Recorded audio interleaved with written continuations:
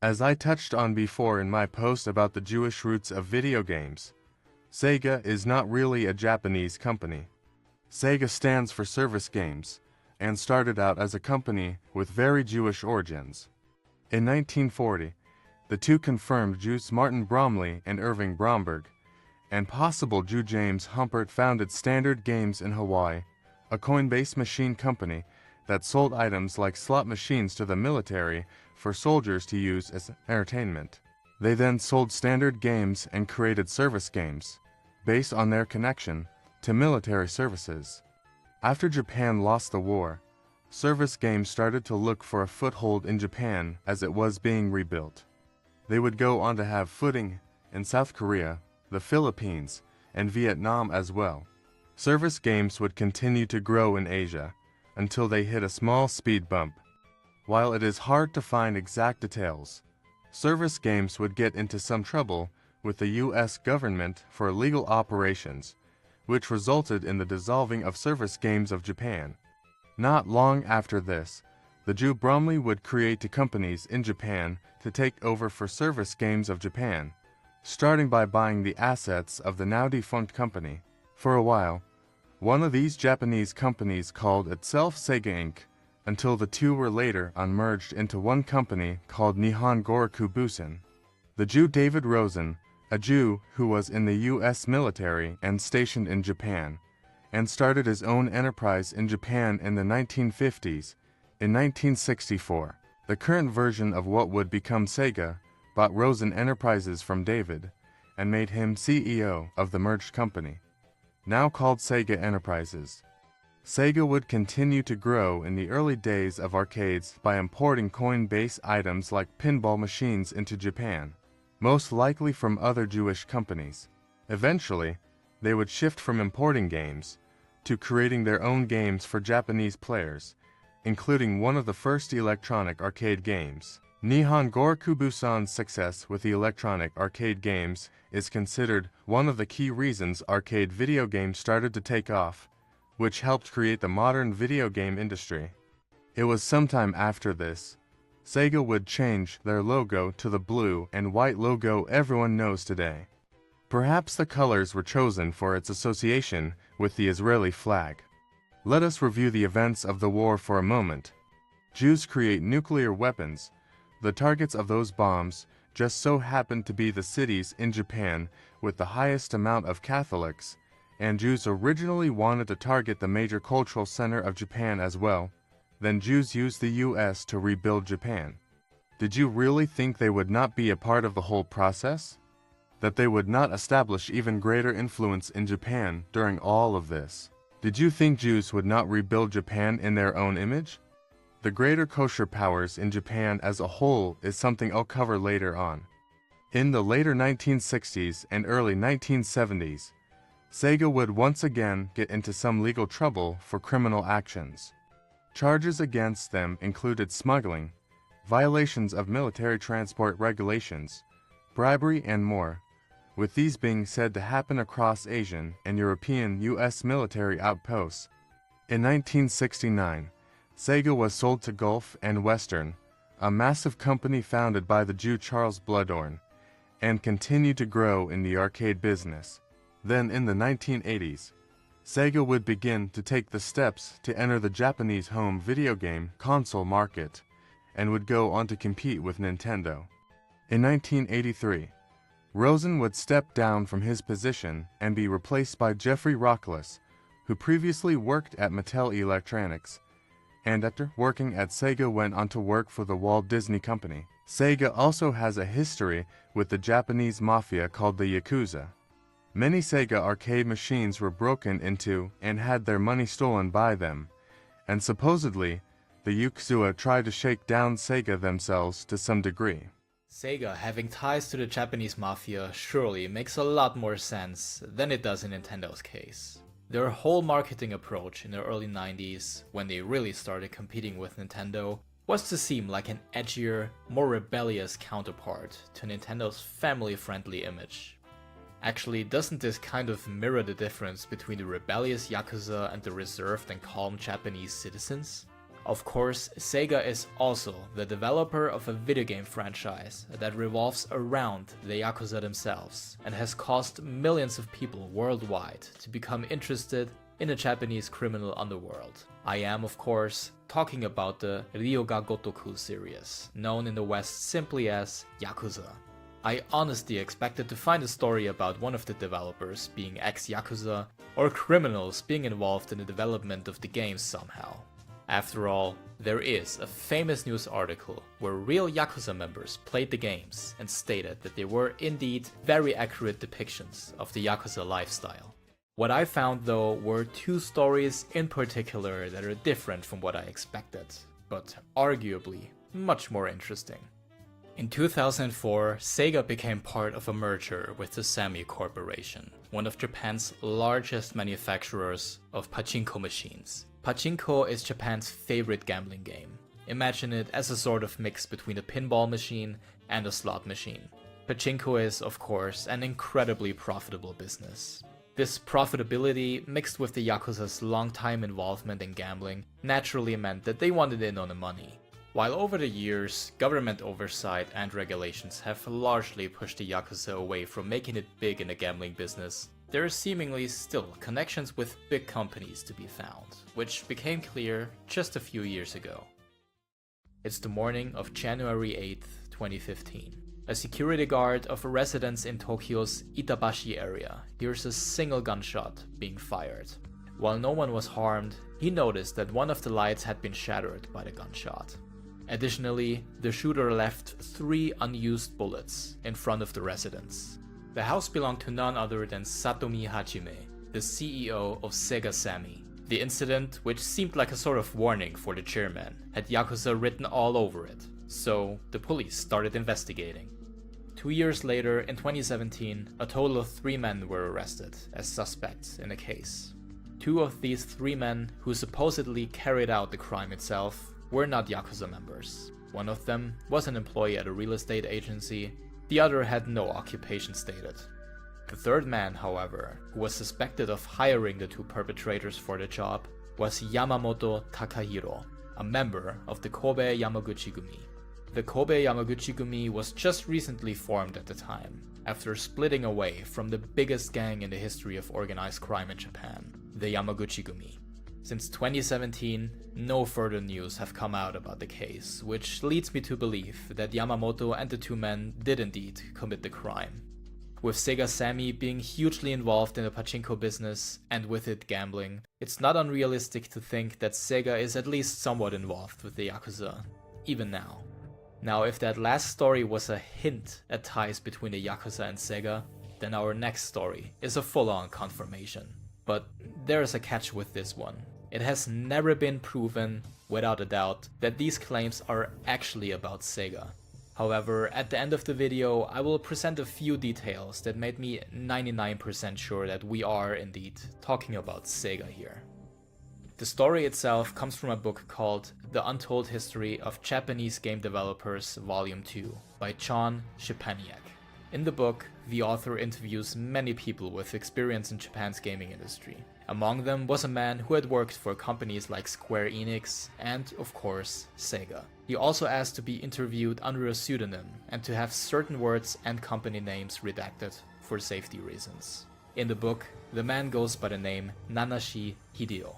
After talking about some unreleased projects that Nanashi worked on, the author of the book asks him about a falling out with a certain company between 1997 and 1998. Out of nowhere, almost casually, Nanashi starts telling a story about a kidnapping that was carried out by said gaming company with the help of the Yakuza.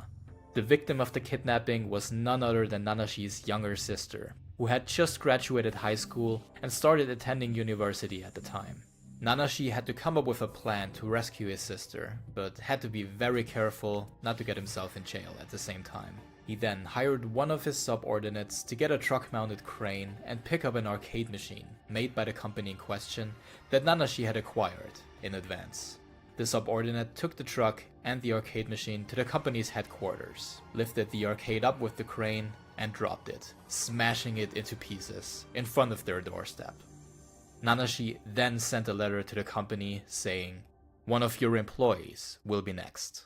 As for Nanashi's sister, she was fortunately returned shortly after. Following this wild story, he offers a few more interesting details about the company's leadership.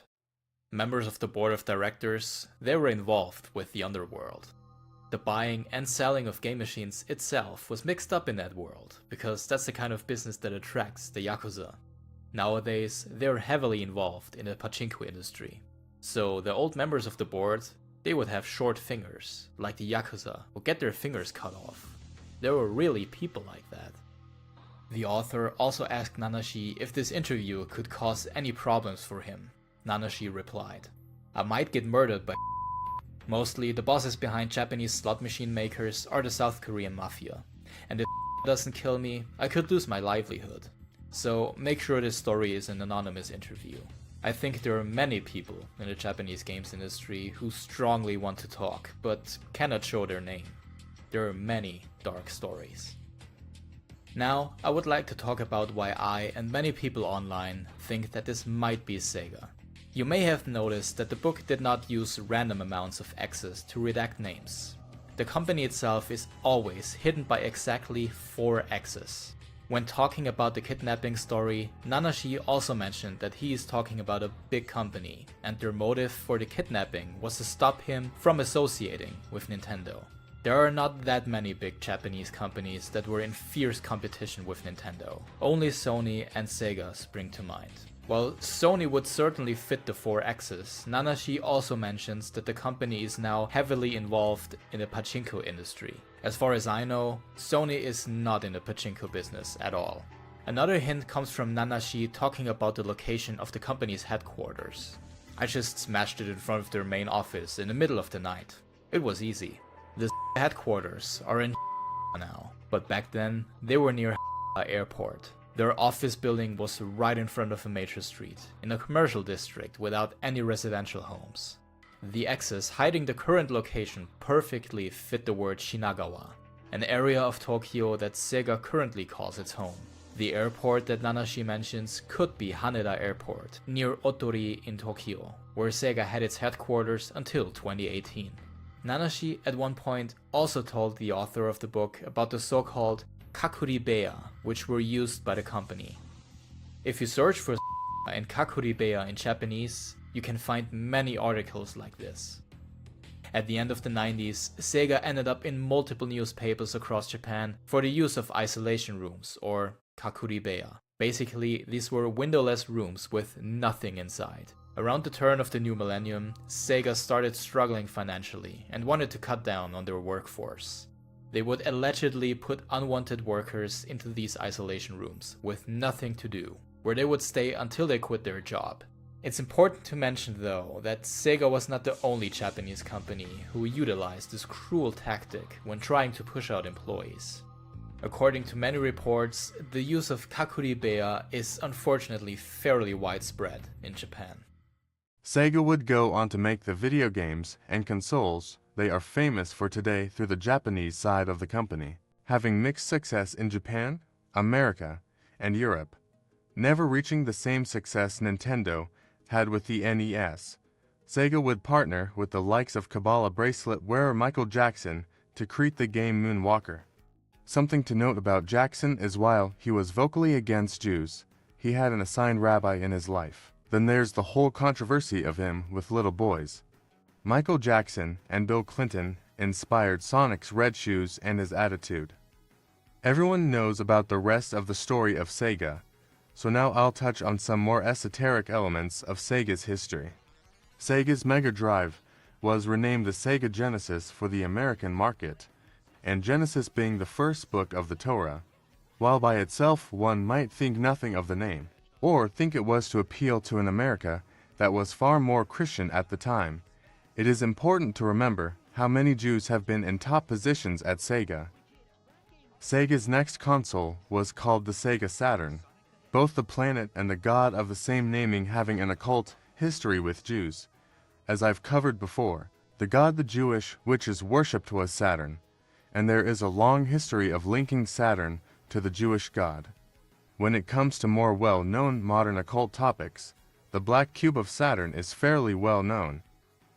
The occult elements with Sega and Saturn go deeper, as at least one of the ads for the console uses one-eye symbolism, which is something they would use for the Dreamcast and even today with their ads for their video games. You are approaching Saturn. You are only seconds away. I have arranged for you to meet my companion. He will lead you. Watch and listen. Please, don't disappoint him. He doesn't like that. Thank you for your attention. Now it's time to explore your inner realm. Open your brain and look inside. Prepare to enter the theater of the eye. Welcome to the theater of the eye. 500,000 polygons a second.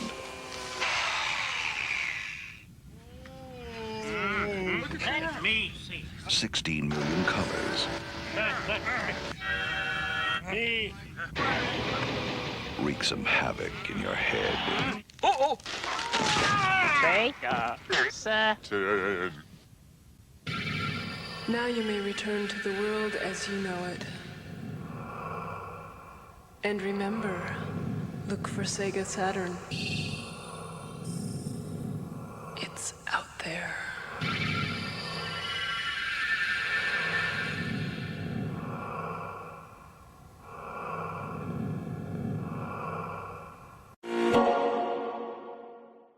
The logo for the Saturn features a snake-like S going around a blue ball, which could be seen as Jewish symbolism of the Leviathan being wrapped around the world. The Dreamcast logo was a spiral, which is a symbol used in some occult circles. Being true to their Jewish roots, the American side of Sega had some sexual ads as well. Keep in mind, their products were largely marketed for kids around 12. You know, for kids! I'll note here that Atari is another video game company many people think is Japanese, when it is originally American. Atari is so American that one of its subsidiaries was Chuck E. Cheese. While the founders of the company seem to be non-Jews, one of the founders, Nolan Bushnell, who created Chuck E. Cheese, is a Mormon. As should be well known by now, Mormonism originates from Freemasonry and has deep connection to Jews and the State of Israel in modern times, while the name for the company Atari was taken from the Japanese game Go. An interesting link can be made to the fact that Atari is also a Jewish name. Atari is a shadow of its former self, being split up and having some properties be sold off here and there. To give an example how Atari was once owned by Jew Jack Tramiel, who of course is also a Holocaust survivor. While there might not have been many Jews running Atari in the past, there were Jews that worked on their games, such as Howard Scott Warshaw. There were several Jewish games made for Atari back in the day. Back to Sega. As a publisher, they have released the Satanic Persona and Shin Megami Tensei games, the Degenerate Yakuza games, and the first Bayonetta. While Sega has developed many video games, it goes without saying their most famous series is Sonic the Hedgehog. The Sonic series has been all over the place in terms of stories, themes, and had many different characters come and go. Some of the more constant elements of the Sonic series are the Chaos Emeralds, powerful items that can warp reality. This could be a reference to the concept of chaos magic. There are 7 of these emeralds, each with their own color, which is likely a reference to the 7 chakras in Hinduism and similar concepts. Various elements in the series ties into other mystic or mythological topics, such as one of the major enemies from one of the games being a water serpent-like being called Chaos, who could be a reference to Tiamat and similar beings from the Chaos Camp. There are deeper, more Masonic connections to make in the series as well. Even one of the Sonic cartoons from the 90s features a version of Sonic called Masonic. which led me to see Sonic the Hedgehog's logo as a branch of the exact same pattern, the most obvious of which is the Zoroastrian symbol of the Farvahar, whose earlier use was found in the winged sun by the various ancient Near Eastern cultures. We see the winged disc in both, as well as the lower ribbon. The figure inside the disc is pointing up just like Sonic, and is also holding a ring, which Sonic is known for collecting, as we all know. Other patterns observed include the star post markers in the checkerboard pattern, synonymous with Freemasonry, and that same star and ring pattern can be seen in the bumpers, springs, red star rings, and the goalpost. Especially with the latter, it is no coincidence we associate the star and ring with completion or Angra Mainyu, in opposition to either Ahura Mazda, the uncreated creator and upholder of said truth, or to the Amesha Spenta, a class of 7 divine entities emanating from Ahura Mazda, which represent furthering, strengthening, bounteousness, holiness, etc., etc. So this theme of the 7 sages is found in Sumerian, Babylonian, and Hindu mythology, as bringers of civilization to a chaotic humanity. And a whole video can be made discussing this, but suffice it to say, the theme of truth and order from chaos and the lie is a universal one, which can be seen in the Sonic franchise as well. First off, hedgehogs themselves were considered sacred in Zoroastrianism, and if you killed a hedgehog, the punishment would be getting whipped no less than 1,000 times.